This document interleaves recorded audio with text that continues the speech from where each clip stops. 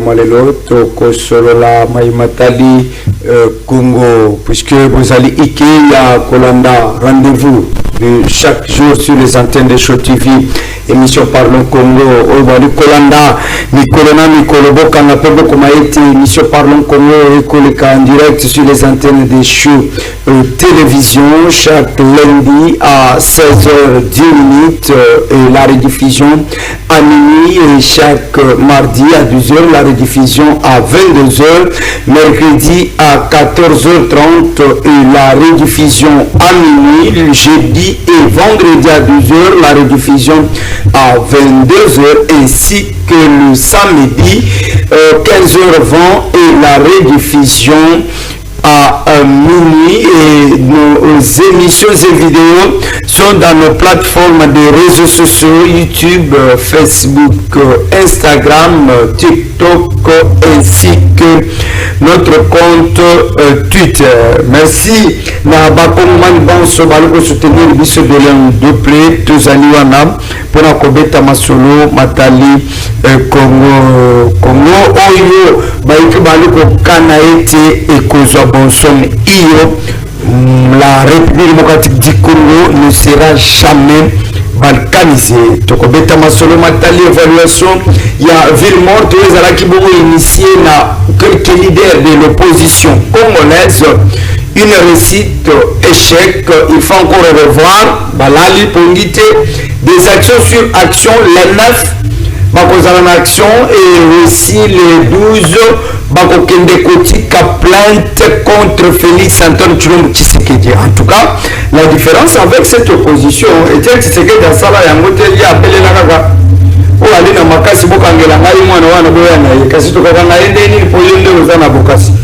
Et donc quand même opposition déterminée, il y a confondre Tshisekedi par rapport à intention naïe, il y a violer selon Bango constitution pour que a forcé au troisième mandat pour que abongola Mibeko Likonji. Est-ce que Kosimbate Tshisekedi ali kobang c'est toi Tshisekedi a déterminé na union sacrée la Kosimba constitution, mais que la vraie opposition est cachée encore dans l'union sacrée.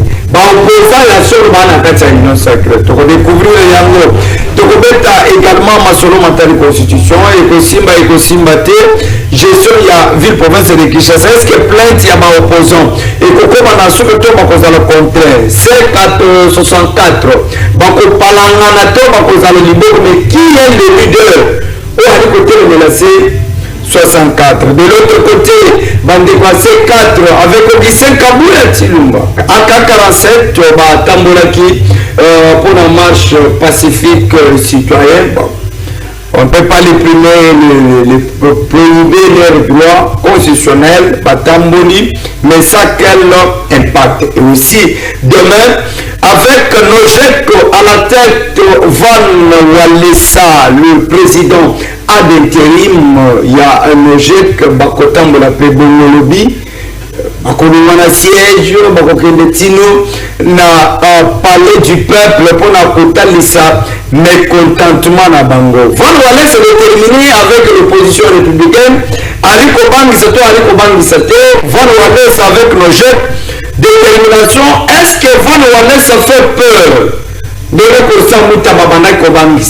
que Van Walesa a lati morimo ya Costa Mutamba ya opposition républicaine? Est-ce qu'aujourd'hui avec le GEC sans Costa Mutamba on peut encore espérer quelque chose yasika na kati ya Van Walesa? Merci na bande se ma contacter Kibisolobi par rapport à message oyo na salaki mise au point na tina ya Van Walesa bolobaki moi makelele message elokamaki malamu te naliko bande yango ya koloba ete nous devons faire la différence entre homme d'état homme politique. Neta mokozo ko lobaki homme d'état pense pour la génération future tandis que homme politique pense pour les élections futures. Est-ce que Van Walesa a droit de s'exprimer en tant que député national? Oui. Est-ce que Van Walesa a droit de s'exprimer en tant que Congolais? Oui. Est-ce que Van Wallace peut s'exprimer à l'Assemblée nationale comme le mandataire de Zélie de Lukunga? Je dis oui. Mais pourquoi vous attaquez à sa famille biologique, pour ne pas citer le couple pastoral Wallessa, de messages, de lettres ouvertes, de correspondances ouvertes adressées à l'église du pasteur Kabundu Wallessa? Une lettre ouverte adressée au couple pastoral pour parler des parents biologiques de Van Wallessa. Mais j'aimerais préciser une chose, et que Van Wallessa azwaki maloba liboso ya micro en tant que mwana ya pasteur Wallessa te. Van Wallessa azwaki maloba liboso ya micro en tant qu'évangéliste na kati ya centre de réveil spiritualité. Van Wallessa azwaki maloba liboso ya micro en tant que moyebi ya nkolo te. Ça, c'est une précision de taille que vous devez faire la différence. À ces détracteurs qui s'attaquent à l'église, qui s'attaquent aux parents biologiques de Van Wallessa, pour ne pas citer Kabundu Wallessa, maman Jeanne, Kolobayete, Van Wallessa Zela, tant le papa na yo na maman na yo, bakozonga na mboka bokomona, bazongi, on attend ça. Et ne pensez pas que frères nyonso baza na kati ya église ya Kabundu Wallessa, ils ne sont pas faibles, ils sont forts. Si vous voulez vous attaquer, on ne vous oblige pas de le faire, mais ayez quand même du respect aux serviteurs de Dieu. Ayez du respect aux églises, les frères églises qui prêchent la bonne parole de Dieu. Naliko senga na baïbance au batindeli na message koloba. Boni koyoka moto alikopela epai na bino, epai na biso ya moto alikopela te, soka moto alikopela nde na ngambo na bino. Apparemment, je comprends que Van Wallessa a commis kobangisa ndenge moko na mutambo. Vous le dites, on a confirmé que je sens maintenant que Van Wallessa a vu relève de Moutamba. On s'attendait à un Moutamba ministre de la justice, puisqu'aujourd'hui on peut se dire qu'il y a un souci dans le ministère de la justice. Je n'ai pas besoin de citer qui que ce soit. Je dis qu'il y a un souci dans ce ministère. Et pendant que Moutamba, avec l'état général de la justice, Moutamba avait laissé quand même la justice à un élan d'avancer. Mais aujourd'hui, il y a plusieurs questions à se poser. Est-ce que le ministre de la justice, Guillaume Gueffa, est-ce qu'il fait son travail? Est-ce qu'il honore l'ordonnance signée par le président de la République? Est-ce qu'il sert convenablement le peuple congolais comme le ministre de la justice? Est-ce qu'il y a eu les salaires? Mais on comprend après la sortie de l'article de Van Wallessa que Van Wallessa a pris le courage de Kosa Moutamba en restant mobile comme une opposition républicaine. Van Wallessa, le Congo nous appartient, on n'a pas besoin des intimidations. Et on ne doit pas nous intimider. Laissons le président de la République, comme il avait dit, Azali très ouvert, n'a pas critiqué pour ça la Moussalandé et le Mobile. Un démocrate, il l'a dit. Il aime des critiques, il aime des propositions, pas des insultes, pas des calomnies, pas des attaques personnelles. Jugeons-lui par rapport à sa gestion. C'est très important. Le dimanche dialogique, je crois que ma caméra parle au Congo et que vous allez là pour le bureau de Yili, pour ça les mises au point lobby samedi. Ça c'est très bien. Moi, Congo, Kevin, le juriste de formation, votre problème là. Moi, papa journaliste Benoît. Après, si nous pouvons voter mingi, co-débatteur ainsi que co-débatteur de partout. Au bailli, en quelque sorte, nous allons tout ça à chaque jour pour avoir plus de l'intérêt là-bas. Merci. On a comme Benoît. Votre problème là. Merci beaucoup. Notre base n'a pas si moto, n'a pas l'année sur émission par le Congo. na pesi sous mwana mboka Félix Tshisekedi bali ko benga mikolo nzete ebetela nkake olobe nzete ebetela nkake wana na mwana mboka le président de la République chef de l'État donc alongo kwa tombolo ainsi de suite a commis nzete ebetela nkake azala suna valiate ebembenyoka mwana mboka ebembenyoka ata donc c'est kufa mebanza ebembenyoka nzete ebetela nkake mwana mboka Félix Tshisekedi na pesi mboka na biro na pesi susu mbote na mwana mboka le président Célestin Tsala Nonge bali ko benga avocat du peuple na bosani te président ya Ligue nationale des jeunes ya Sud du Congo mwana mboka Beni Molete bali ko benga de Pakebo eyo bani Pakebo yimo ngate na bosani te maison de couture Magimode mama Mapasa bali ko benga ye mama Mapasa mama Magi mwasi makasi na pesi mbote na maison Magimo de Sikizwami na Kikwit Mbujimai Kananga Loja Lubumbashi Goma Bukavu Kinshasa Pézanité. Merci. Voilà. Opposition et sa image et ville morte annoncé d'action il y a le 9 dans le 12 dans l'esplanade il y a palais du peuple ainsi que plainte contre Félix Tshisekedi pour montrer l'intention il y a violer la constitution. L'opposition réunie pour barrer la route à Tshisekedi. Bon, on a une version, il y a opposition faible, une opposition forte réunie pour dire non au changement de la constitution. Merci beaucoup moi le Canabanzi na ba Congolais ba bosalité tozalaki awa je crois le premier na le baki awa keno Congolais manso o asala ka musala akene musala et Congolais akene musala bon so ba connecté na le baté le 3 juillet mboka ezalaki calme ba Congolais bakene musala to bona ba transcode na ba transcode salaki bomba c'est ça donc et puis mawa na kasi basala ba basala examen donc mboka ezalaki na kimia ndio lebaki ya mbogolo mona mboka opposition ezalite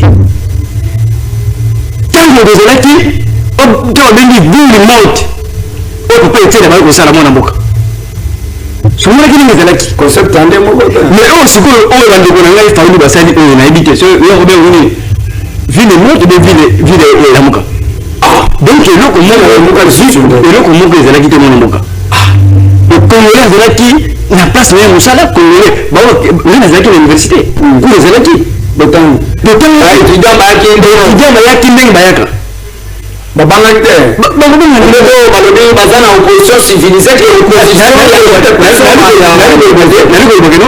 journée le 3 Gombe baboutique esalaki nyonso bamarché na Pascal na bamarché liberté bamama batekaki alors mpona komona mboka opposition ezali te tala soki opposition ezalaki tuyo ndeko nanga bisi esanga ali kobanga nini belise esanga impulu belise esanga ali kobanga akende kopote mokonzi mboka plainte oyo kobenga nzete ebetela nkake mona mboka yebisa bandeko nanga bisi esanga bakende na mboka basala bilanga bazonga na mboka bakende kosala bilanga parce que opposition ezali te poche journal le 3 juin namonaki bandeko nyonso bakongole bazalaki na nzela bayo babulaki babandi kobula na bango bakle bazalaki bebimisi bakle bazalaki mona mboka yeso amonaki te bakle bazalaki namoni bandeko ya moto basali video balobi davere bomba olobi tobima na nzele mais banda tovanda baklia baza te oni alobaki oyebi mwana mboka esengi esimba malamu keno bandeko opposition batindaki bajournaliste na bango à partir de 4 heures. Oh, pour votre information, à partir de 4 heures, bah, à 4 heures, là, la caméra, bah, vu ma image à partir de 4 heures. 4 heures, on va te voir, alors 5 heures, 4 heures, bah, vu ma image, on va voir le public. Mais, tu me dis à 8 heures, la mouki à 8 heures, 7 heures, ils disent, ils ont un c'est que je suis allé, ma boutique, mais venez à moi les preuves, bah, tu veux nous aller, mwana mboka vraiment na sepe mingi na kuweza bakongolais bayoko yetori ya mwana mboka beno meji mosala esalamaki bauniversité batangaki bana classe na baitimpiko patoso batangaki do problème ezalaki te mwana mboka. Merci mwana kongo Kevin, est-ce qu'on peut dire que essayer à l'évolution opposition échec récite plainte annoncée contre Félix Tshisekedi. Sit-in na esplanade ya palais du peuple. Est-ce que Bumba a condumatoire pour bloquer Yango? Ça c'est l'équivoque. Est-ce qu'aujourd'hui on peut dire que Tshisekedi se sent à l'aise puisqu'il est en face d'une opposition faible? Selon Baya pouvoir, opposition à réseaux sociaux, opposition à l'Okima Zela, Yaliko Simba Manduki, opposition réunie face à Tshisekedi, Tshisekedi s'en fout. Merci journaliste Benoît pour la ligne mingi surtout la pertinence dans la question. Ouais. D'abord il faut savoir que sur total opposition, total rakaka te bateau basant la carte sa parti politique. Ouais. Opposition c'est esprit mobilement africain. C'est-à-dire ni donc total opposition automatiquement total la ezali ba desiderata de la population. Ouais. Opposition c'est le qui a contraint na ezali ezoloba. Oui.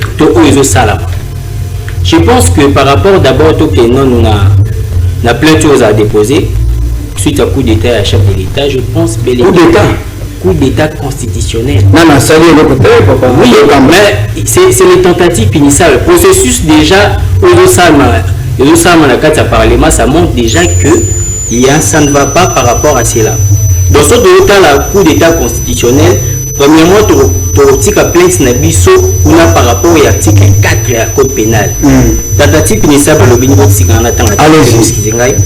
il y a tentative pénissable lorsque la résolution de commettre l'infraction a été manifestée par des actes extérieurs qui forment un commencement d'exécution. Ça veut dire? C'est-à-dire que ton opinion est ce qui atteint l'objectif.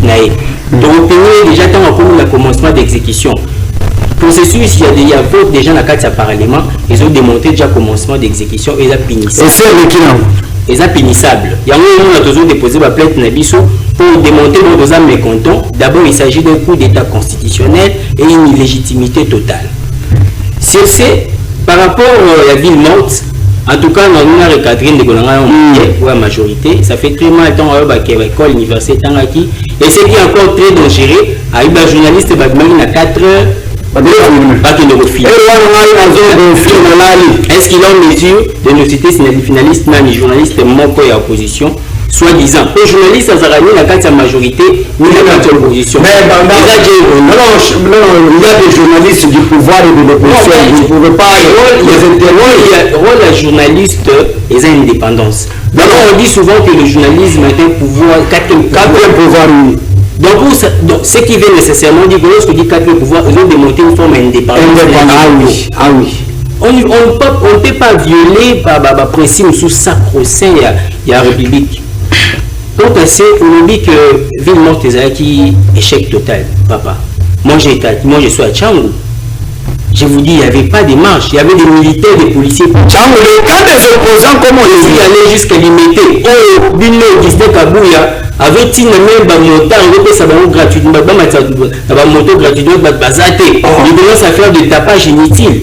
Et bien, excès de vitesse, on évite sur une bonne analyse, excès de vitesse, une violation totale, même la carte de voie publique. Comment on peut agir ainsi? Côté, dans le sens de la mine de comment chez Zaki succès total. Par rapport à ce qui concerne le ministre de la Justice, à Zaki, à Pronosaki, en quelque sorte, je pourrais dire, à l'encontre, il y a des décisions, il y a un ministre de la emprisonné dans la mine, Constant Moutamba. Je vous dis que Constant Moutamba, c'est le ministre le plus irréprochable.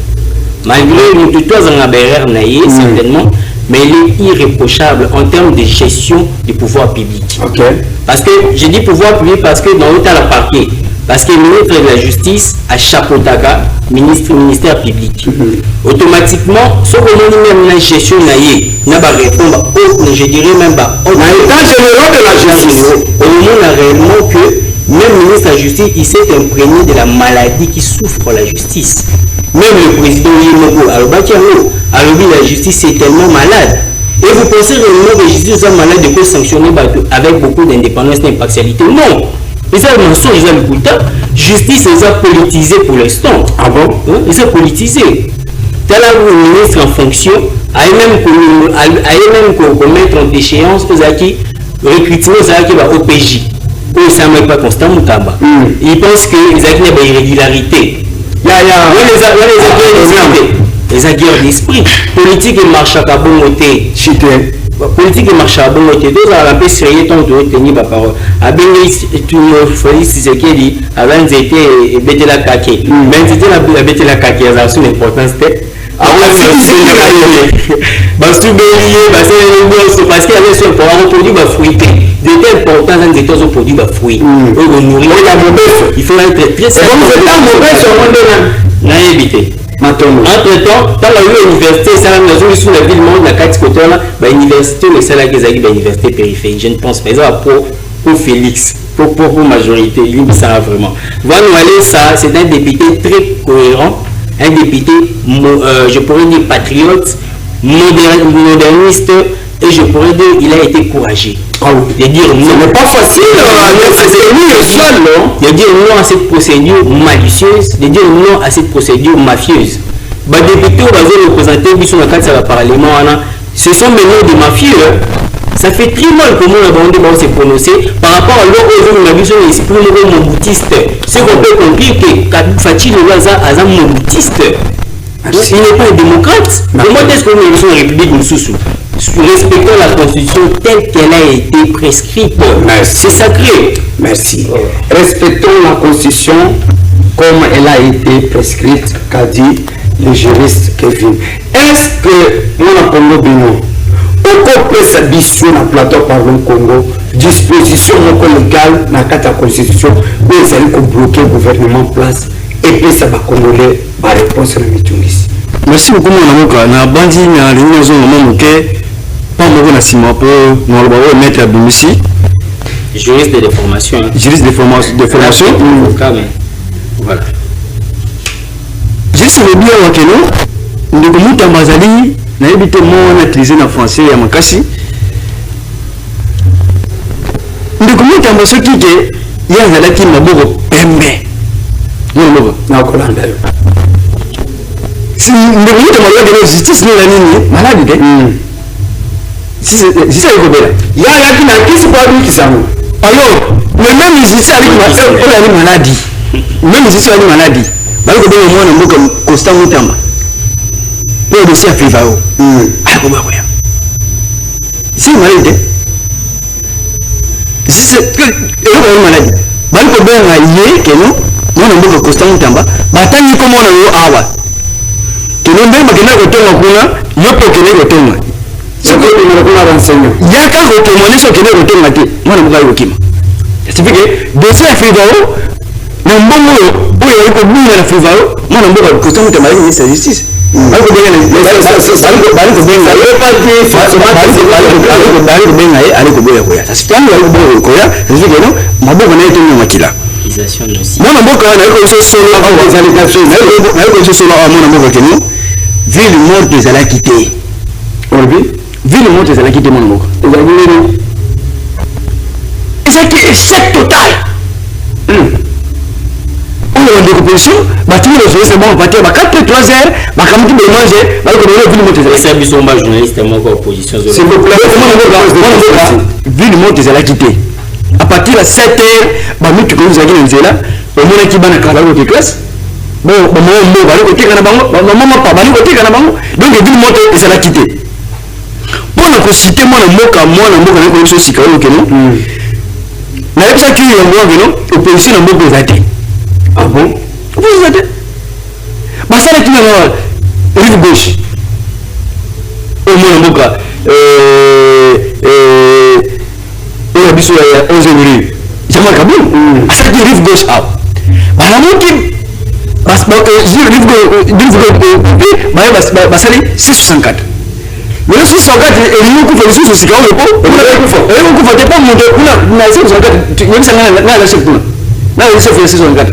Maboma ngamba chef vous c'est parce que tu es bandé kwa pouvoir panzana na ngoni amwana alors si qu'on est ba consacrer 664 était mais si qu'on a plein de comptes mais c'est le président du Nicolas Benga il était bété dans kaki mon boka tellement minute proposition et là ils sont les habitants de les amis basé sur la rive gauche baye na 64 ah siko bokomi na plainte contre mwana mboka pe Tshisekedi asali nini mwana mboka asali nini merci chité mwana mboka asali eloko moko te bande opposition na sengi bande konanga Martin Fayulu bande konanga Martin Fayulu Martin sanga bozo la province bosa bilanga po na besoin ba congolais ba na besoin ya kelo noso ezala mingi na ba marché bozo nga bosa bilanga po na boye na biso baloso 64 amone kufi déjà pour la pour nous converser on a de la zate ah ba boye ko na système ya plainte moko na moko sali nini akani en plein mandat mwana moko en plein mandat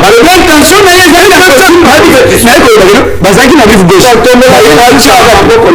ensuite comme une intention peuple congolais na ko senga bino boza na ngere na batu wana merci mwana Kongo moko antobolo déterminé kotia maboko na constitution mais bino pe sur terrain bokoka te tozokoka makasi avant coup baaction ezali si mais oui bomoni na ville monti bino monde baactivité yaki paralysé alors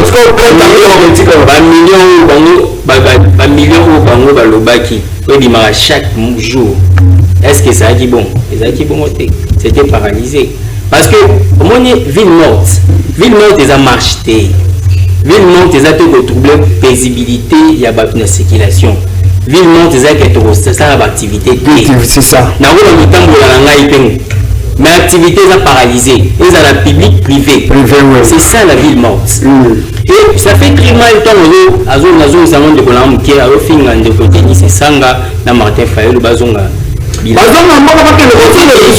sont des grands entrepreneurs na mboka na biso et ailleurs kosala ba jeté la façon déjà de parler c'est une forme de je pourrais dire pas des attaques personnelles la crise comportementale ce sont des grandes personnalités tant aux autres il faut à la réserve parce que ce sont des gens qui ont bâti ce pays en termes de démocratie. Ils ont combattu l'injustice, ils ont combattu la discrimination, ils ont crié haut et fort et ils ont levé ces pays. Ce sont des hommes d'État. Donc Jean-Marc Kaboun bien. D'ailleurs, il a combattu avec vous à l'IDPS. C'était parmi les garants de était plus avec la démocratie, la transparence à l'élection. Ils ont combattu Kabila suite à la discrimination, suite à, je pourrais dire aussi au tribalisme, suite à la méchanceté, l'injustice.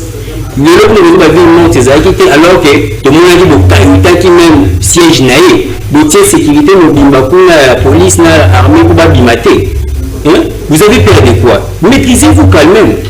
Vous êtes au pouvoir, vous comportez dans un cas d'opposition. Ce n'est pas sérieux. Opposition dans un les esprit constitutionnel de Bimba. L'oralité à pas parti, ils ont consacré. Nous, nous sommes partis, ils ont trahison, beaucoup de trahison. Toutes les dispositions de l'article de la Constitution, ils ont posé nos problèmes. Au lobité, ils ont bouche bée. Parce que la Constitution, non seulement ils ont loi comme telle, mais ils ont loi à distance. La loi se dit qu'ils ont l'esprit dans la carte. Vous êtes interprété la Constitution, mais vous êtes dans sa famille, vous êtes concerté là-bas, on a tombé. La Constitution, vous avez la Constitution étrangère. Bien sûr, vous allez consacrer la Saint-City. Mais la profession de l'université, même ceux qui est avec vous le 16 janvier, il était parmi les rédacteurs. Pourquoi les femmes se réclament pour Kabila Kende, n'est-ce pas que un changement de constitution? Parce que Toubaki a brigué à comme un mandat, un troisième mandat. C'est parce que c'est par là qu'on a refusé. C'est sur l'exemple mon pakoti poigne. Je veux s'attaquer plus à l'individu alors que tu as plus nombreux intérêts. Les gens dans des modèles qui ont au lieu de ah non, je peux la même à cause de la petite. Ça. Nous avons ça de la Nanzala. Bon, là, on a dit ah, capable. Quasiment la sacrise en bocate. Et il y a des mots de déclaré le transport catastrophique, un embouteillage carrefour. Ça fait très mal. Est-ce que tu sais qu'elle est en face d'une opposition faible? Je vous dis l'opposition et je vous dis extrêmement forte. Ah bon? Extrêmement forte. Bon, ça n'a pas revu le mort de c'est le commencement. On s'y opposé dans l'intention parce que tout le monde a tendance les autres qui ne m'abaissent. Merci. Les autres qui ne m'abaissent. Merci. Les abos. Baliko s'opposer à la tendance à président de la République Félix Tshisekedi, puisque tendance n'a eu que ma pays, que le sens inverse. Est-ce qu'il faut conclure que l'opposition dit non au changement et Tshisekedi avec l'Union sacrée, bande rouge? Moi, je suis question il y a il y a 664 de leur commune en plainte. Les années se connaissent parce que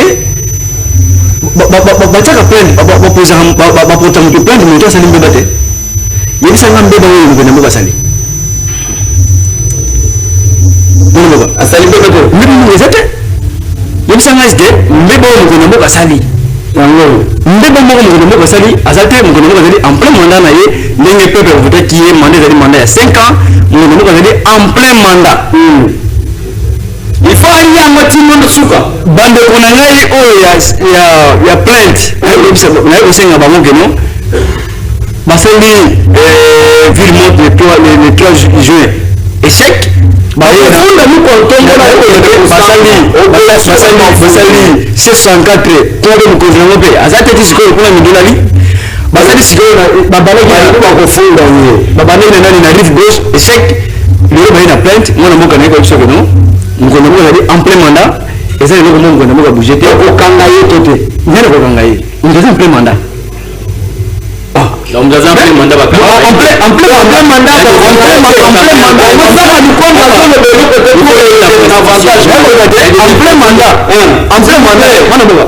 mandat, nous avons même à 2 jours, à 15 minutes à éviter.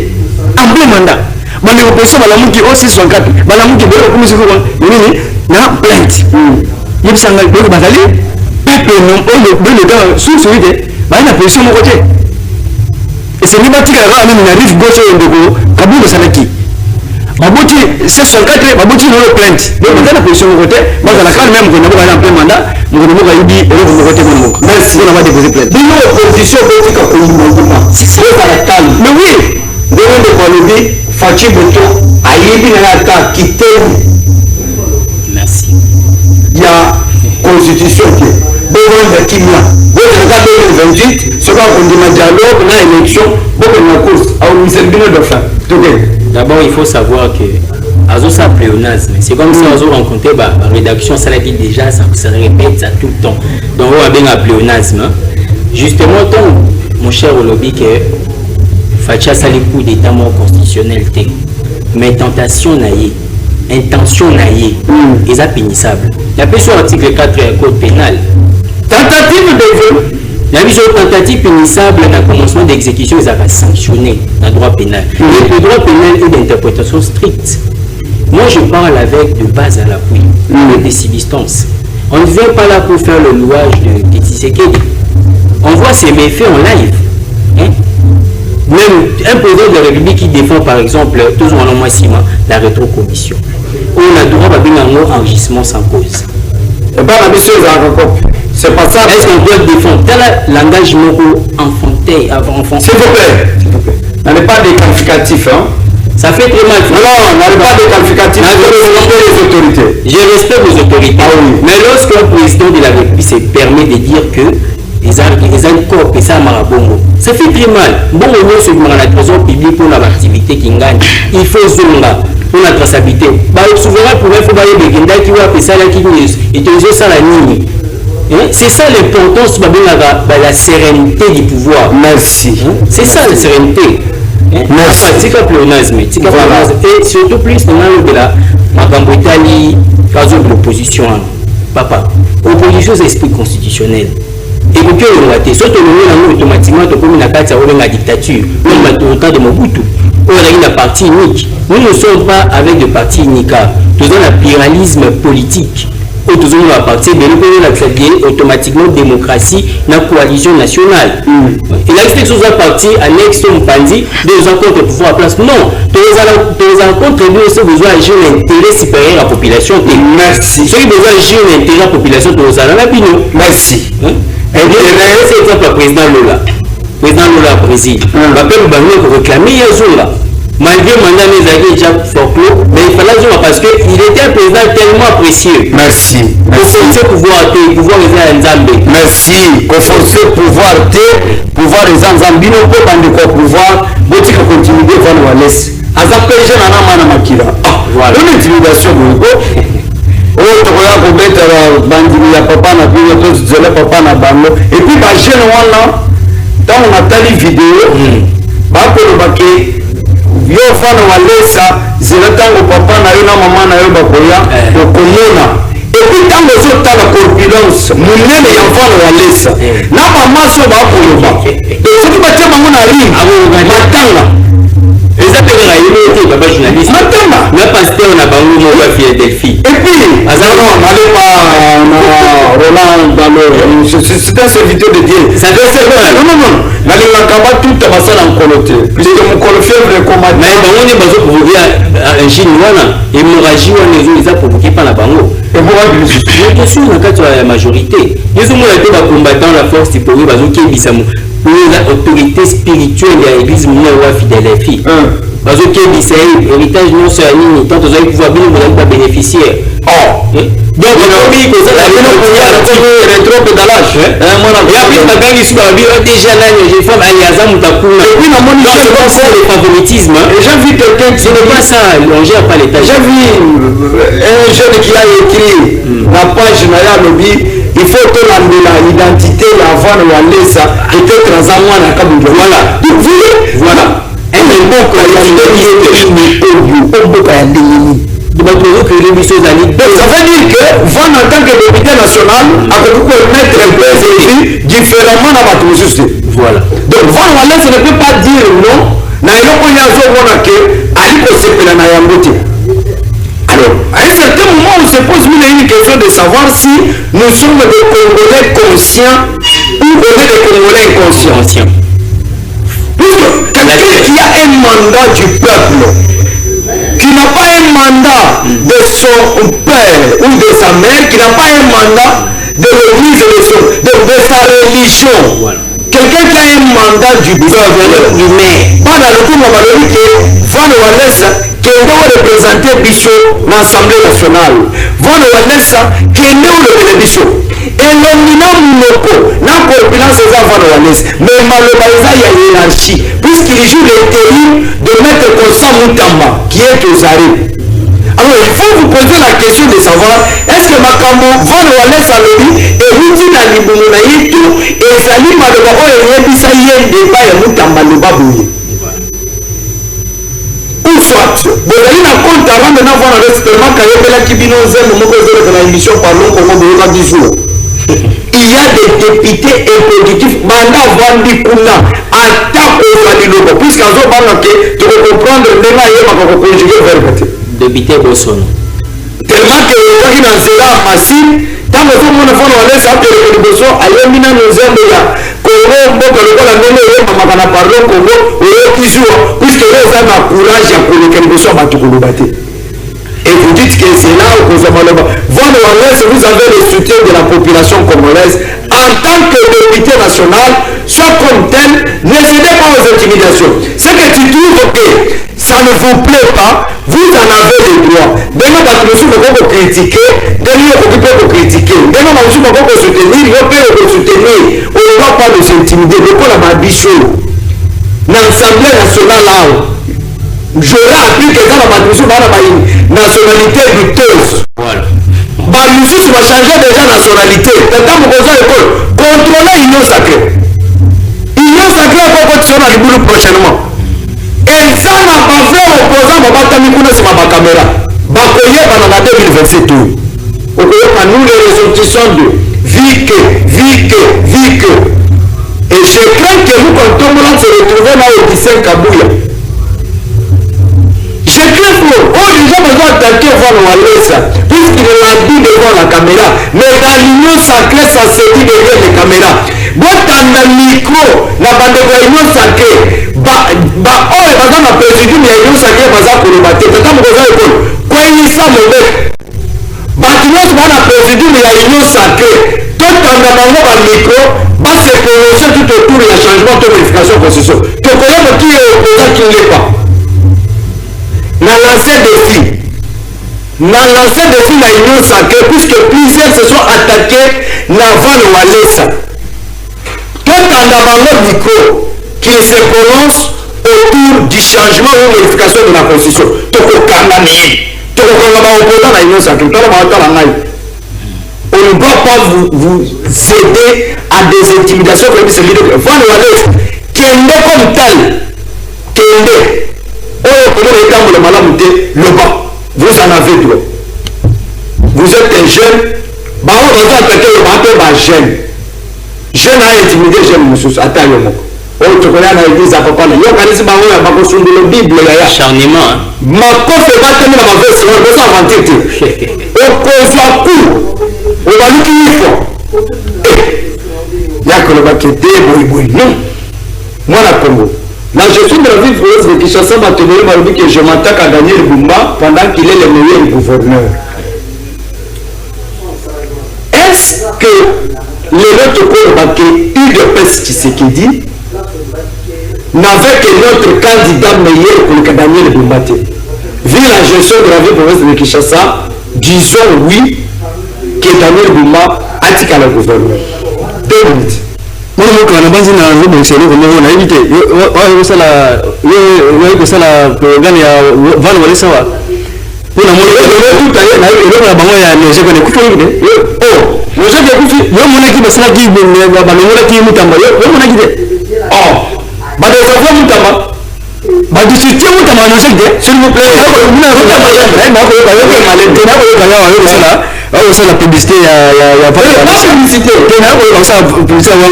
Ça. Bah, musique aussi, bah, du système automatique. Bah, du système automatique. Un président qui va être maître, moi, comment on arrive, comment on est suscité. Oh! Madame après sortie médiatique, mais logique, c'est Panzana qui m'en a pas. Ce qu'on éviter. Logique, c'est Panzana qui. Logique, après sortie, il y a un découana avant de aller ça, ou à Tinama, il n'y a pas un découna, ou qui ministre Kala. Constant Moutamba, Bango, on a logique. Logique, et quand même, c'est comme il y a comme on est pas, monsieur. Là, il y a le mot qui Moutamba dans logique. Il y a quoi battre? Soit on va battre, il y a des logiques qui sont logique, ils ont pas parlé. Si on marche à l'objet, il y a logique, ils ont logique. Il y a quoi battre? Non, parce que les gens écoute les mots sacrés. Je pense les 22. Oui, les 20, aussi je crois bien les 20, va intégrer dans les mots sacrés. Logique. Il y en a 2 ou 1. 1. Oui, on a 20, on a 2.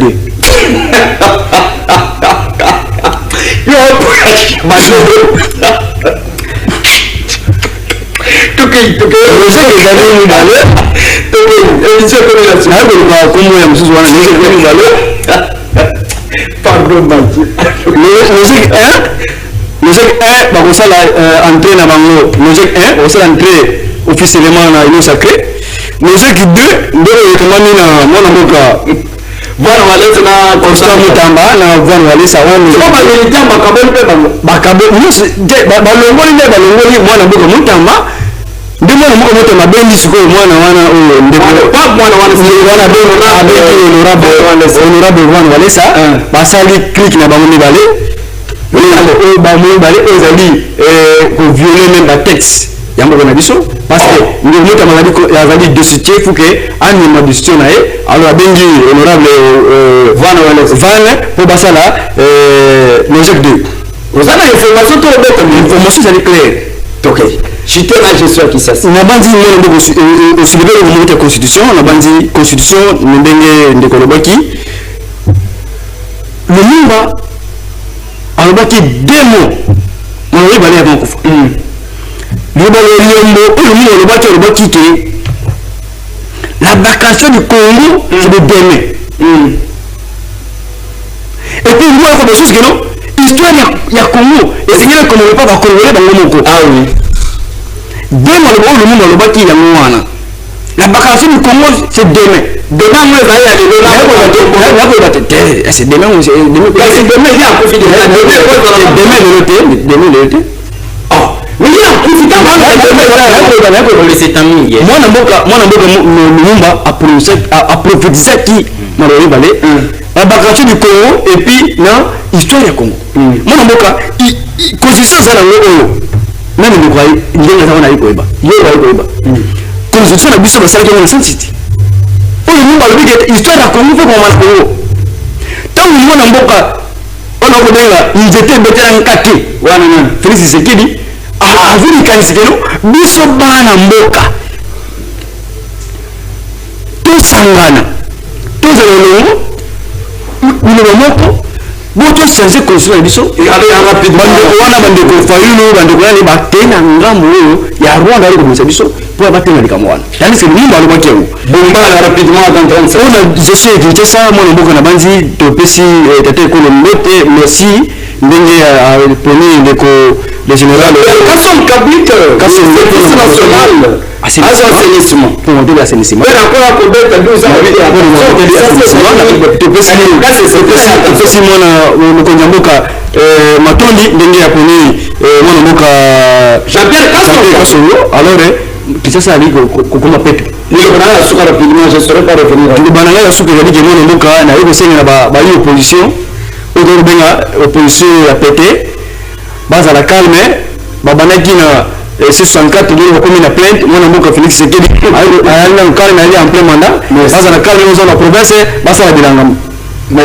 Merci Miguel. Mwana Congo je suis à ville province de Kinshasa rapidement mingi olobezate bino mo bomoni calamité auto souffrir non. D'abord il y a un problème d'infrastructure on a pas transport.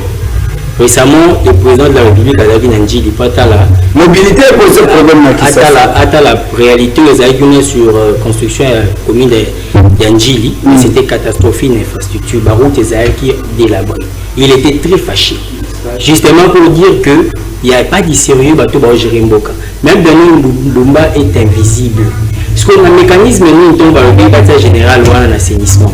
Nous sommes pas. C'est ce que moi je me suis posé. Je crois que la semaine du lundi, je vais organiser un pas de. Est-ce que Fati a fait l'un des côté ma cocha assainissement dans ma boîte en son Kaboul en tant que militaire. Un militaire est à politique.